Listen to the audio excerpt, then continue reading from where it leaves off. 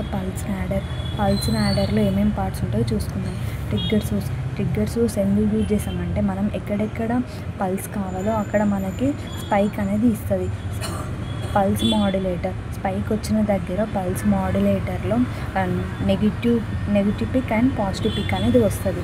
And pulse modulate అయినాక wave అనేది pulse అనేది ఇలా వస్తుంది. పల్స్ అనేది ఇలా ఉన్నప్పుడు పల్స్ అనేది ఆన్లో ఉంటుంది, ఇక్కడ ఇలా ఉన్న దగ్గర ఆఫ్లో ఉంటుంది.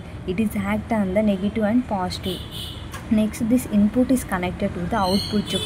అవుట్పుట్ ట్యూబ్ ఎలా పంపుతామంటే థర్డ్ చాప్టర్లో మనకి travelling wave tube, micro tubes ద్వారా మనము ట్రాన్స్మిట్ చేసుకొని డూప్లెక్సర్ పంపుతాం. ఆ డూప్లెక్సర్ యాంటీనాని యూజ్ చేసుకొని టార్గెట్కి పంపించుకుంటుంది.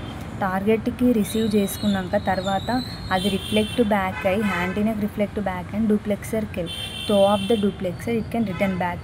Next is send to the low noise యాంప్లిఫైర్లో RF amplifier అంటే రేడియో ఫ్రీక్వెన్సీ యాంప్లిఫైర్.